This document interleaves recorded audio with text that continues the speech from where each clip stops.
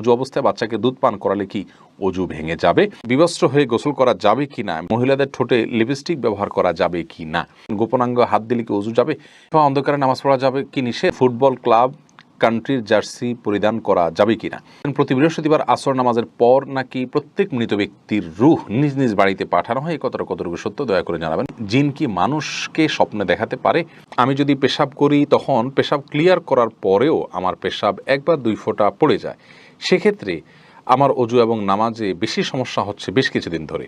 এ থেকে পরিত্রাণের উপায় বললে আমি খুবই উপকৃত হতাম। নামাজের সময় ছোট বাচ্চা খেলনা নিয়ে জায়নামাজের উপর বসে থাকে, কোলের কাছে সেজদা দেওয়ার জায়গা থাকে না, তখন করণীয় কি?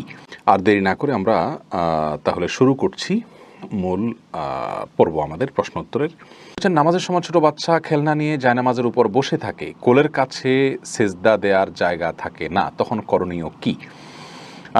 তখন করণীয় হলো আপনি সালাতরত অবস্থায় বাচ্চাকে ধরে আস্তে করে ডানে বামে কোথাও সরিয়ে দিয়ে আপনি সিজদার জায়গা করে নেবেন, যাতে আমলে কাসির না হয়। অর্থাৎ এত বেশি নড়াচড়া করলেন যে আপনি নামাজে আছেন কিনা কেউ দেখে সন্দেহের মধ্যে পড়ে যায়, এতটুকু যেন না হয়।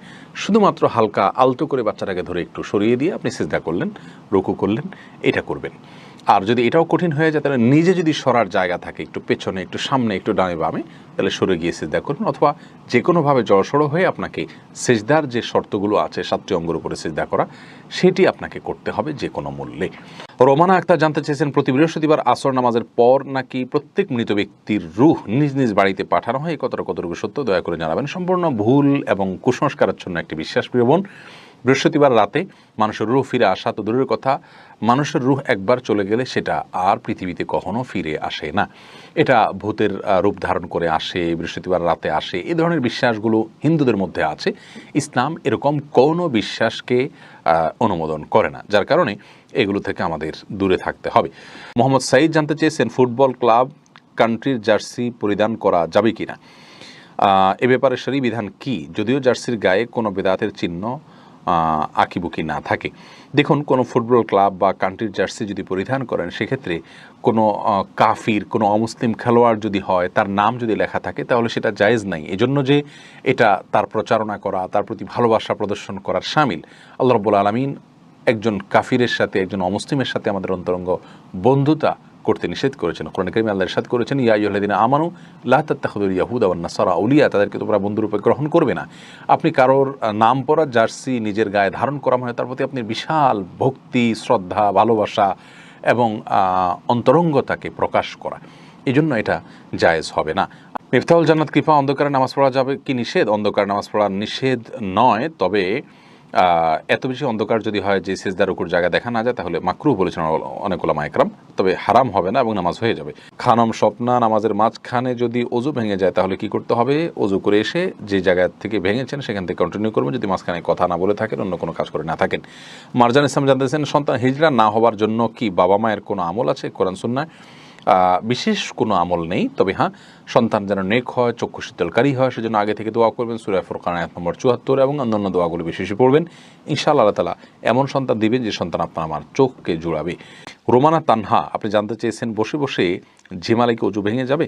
বসে বসে ঝিমালে অজু ভাঙবে না, যদি আপনার ঝিমানিটা কোনো কিছুর উপরে হেলান, কোনো কিছুর সাথে হেলান দিয়ে না হয়, বরং আপনি এমনিতে বসে বসে ঝিমাচ্ছেন, এর ফলে অজু ভঙ্গ হবে না। কিন্তু হেলান দিয়ে ঝিমালে অজু ভেঙে যাবে, এবং যদি ঘুমিয়ে পড়েন হেলান দিয়ে। রাকিব হাসান জানতেছেন, গোপনাঙ্গ হাত দিলে কি অজু যাবে? এটা নিয়ে ফোকাহ ইকরামের মতো পার্থক্য রয়েছে। ইমাম আবু হানিফা রাহমাতুল্লাহর মতে অজু যাবে না, অন্যান্য ইমামদের অনেকে বলেছেন অজু যাবে। আশিক রনি, আপনি জানতে চেয়েছেন, মহিলাদের ঠোঁটে লিপস্টিক ব্যবহার করা যাবে কি না? দেখুন, মহিলাদের ঠোঁটে যদি লিপস্টিক ব্যবহার করা হয় এবং সেটা সৌন্দর্যের জন্য করা হয়, নিজের স্বামী শুধুমাত্র দেখেন, বাহিরে প্রদর্শিত না হয়, তাহলে সেক্ষেত্রে অসুবিধা নেই। কিন্তু যদি এমন হয় যে সেটা অন্যদের মধ্যে প্রদর্শন করা হয় এবং অন্যরা দেখে, তাহলে সেক্ষেত্রে সেটি নিষিদ্ধের আওতায় পড়বে। বিবস্ত্র হয়ে গোসল করা যাবে কি না, এমনি বিলাল মোল্লা জানতে চেয়েছেন। না ভাই, বিবস্ত্র হয়ে গোসল করা উচিত না। একজন মুসলিমের জন্য বিবস্ত্র হয়ে গোসল করা এটা নির্লজ্জতা। আর কেউ দেখুক আর না দেখুক, আল্লাহ রাব্বুল আলামিন তাকে দেখছেন। জাস্ট এই বিষয়টিকে মাথায় রেখে অন্তত তার বিবস্ত্র হয়ে গোসল করা থেকে বেঁচে থাকা উচিত। নাদিয়া নওশিন জানতে চেয়েছেন, অজু অবস্থায় বাচ্চাকে দুধ পান করালে কি অজু ভেঙে যাবে? দুধ পান করলে অজু ভাঙবে না বোন। মেহেদী হাসান জানতে চেয়েছেন, বিবাহপূর্ব প্রস্তুতি নিয়ে সংক্ষিপ্তভাবে কিছু বলুন। বিবাহপূর্ব প্রস্তুতি বলতে, বিবাহ পূর্বে মহারণার প্রস্তুতি নেওয়া দরকার, ভরণ পোষণের জন্য প্রস্তুতি নেওয়া দরকার, পারিবারিকভাবে দিনচর্চা করা যায়, পর্দায় স্ত্রীকে রাখা যায়, সেজন্য প্রস্তুতি গ্রহণ করা দরকার। এই বিষয়গুলো হলো বিয়ের স্বাভাবিক প্রস্তুতি এবং নেককার বিবির জন্য আল্লাহর রহমানের কাছে দোয়া করা দরকার, সেটাও প্রস্তুতির অংশ ইনশাআল্লাহ। সাইফুর রহমান সাহেব জানতে চাচ্ছেন, ওযু করতে গিয়ে অন্যের ওযুর পানি শরীরে পড়লে কি কোনো রকম সমস্যা আছে? না, কোনো অসুবিধা নেই, ওযুর পানি নাপাক নয়। ফারজানা ইসলাম জানতে চাচ্ছেন, জিন কি মানুষকে স্বপ্নে দেখাতে পারে?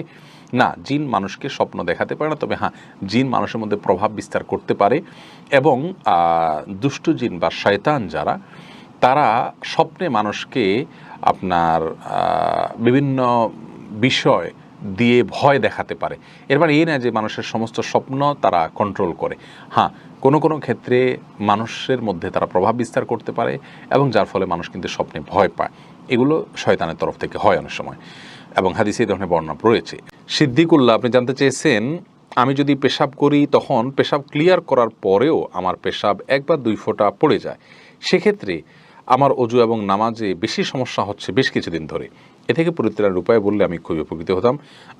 পেশাব ক্লিয়ার হওয়ার পর 1-2 ফোঁটা পড়লে আপনাকে অপেক্ষা করতে হবে যতক্ষণ না পেশাবের ধারা বন্ধ হয়ে যায়, তারপরে আপনি অজু করতে যাবেন। এটা হলো আপনার জন্য করণীয়। আর যদি এটা বন্ধ না হয়, কন্টিনিউয়াসলি চলতেই থাকে, তাহলে প্রত্যেক ওয়াক্তে আপনাকে আলাদা করে উজু করতে হবে। নবিতা এই আইডি থেকে আপনি জানতে চেয়েছেন, শাড়ি পরে নামাজ হবে না, কথাটা কতটুকু সত্য? না ভাই, শাড়ি পরলে নামাজ হবে না, এ কথা সঠিক নয়। নামাজের সাথে কোন পোশাক পরে আপনি সালাত আদায় করছেন তার সম্পর্ক নয়, আপনি সালাত আদায় করার সময় সতর ঢাকছেন কিনা, এটা হলো মূল বিষয়। এক সময় আমরা ছোটোবেলা দেখতাম যে মা চাচিরা সাদা কাপড় পরে সালাত আদায় করতেন এবং এটাকে নামাজের কাপড় বলে মানুষ আলাদা নাম দিত। সে সমস্ত কাপড় সুতির থাকতো, অনেক পাতলা থাকতো, হাতের গোছাইতে দেখা যেত। এরকম যদি হয় তাহলে সেক্ষেত্রে সেটা নিয়ে নামাজের প্রশ্ন তোলা যেতে পারে। আর শুধু শাড়ি পরলে গলা, কাঁধ ইত্যাদি যে জায়গাগুলো ঢাকা উচিত নামাজের মধ্যে, সেগুলো ঢাকা যায় না, হাতের গোছা ইত্যাদি দেখা যায়। তো এই কারণে শুধু শাড়ি পরে নামাজ পড়লে নামাজ হওয়াটা কঠিন। যদি কেউ সেফটি পিন দিয়ে আটকিয়ে তার যা কোনো অঙ্গ প্রত্যঙ্গ দেখা যাবে না, সতর ঢাকার যে মুখমণ্ডল এবং 2 হাতের কবজি ছাড়া পুরো শরীর যে ঢাকতে হয়, সেটা যদি তিনি ঢাকতে পারেন, মাথার চুল দেখা যাবে না, কপাল এর চুলের অংশ দেখা যাবে না, কোনো কিছু, এটা যদি তিনি নিশ্চিত করতে পারেন, কান ইত্যাদি দেখা যাবে না, তাহলে সেক্ষেত্রে অবশ্যই তার জন্য জায়েজ হবে। কিন্তু এটা কঠিন, এই জন্য শাড়ি পরলে তার উপর দিয়ে আরেকটা বড় ওড়না দিয়ে ঢেকে তারপর সালাত আদায় করাই হলো নিরাপদ। তাহুল জান্নাত কৃপা, আপনি জানতে চাইছেন দুলাভাইকে ভাইয়া বলে ডাকা যাবে কিনা? বলা যাবে, কোনো অসুবিধা নেই, কিন্তু অতিরিক্ত মধুরতা ডাকের ভিতরে থাকা ফিতনার কারণ যেন না হয়, সে বিষয়টি মাথায় রাখতে হবে। জুবাইর ইসলাম জানতে চেয়েছেন, পবিত্রতার ব্যাপারে শয়তানের ওয়াসওয়াসা থেকে বেঁচে থাকার উপায় কি মহিলাদের জন্য? সকলের জন্য একই উপায়, বাম দিকে 3 বার থুতু ফেলবেন, আমানতু বিল্লাহি ওয়া রাসূলিহি পড়বেন। থুতু বলতে অনেক বেশি থুতু ফেলা জরুরি না, থুতুর ছিটা ফেলবেন এবং আমানতু বিল্লাহি ওয়া রাসূলিহি পড়বেন। এর মাধ্যমে ইনশাআল্লাহ ওয়াসওয়াসা যে শয়তান দিয়ে থাকে, ওর ওয়াসওয়াসা থেকে ইনশাআল্লাহ রক্ষা পাবেন। এমরি মাহদি, হাত তাছাড়া সুন্নাহ প্রতিপালন করবেন। 3 বার ধোয়া দরকার অজুতে, 3 বার ধোবেন, গোসলের জন্য যেটুকু দরকার সেটুকু করবেন। এরপরে আর কোনো অঙ্গ শুকনা থাকলো কি থাকলো না, সেটার জন্য আপনার কোনো চিন্তা করার প্রয়োজন নেই।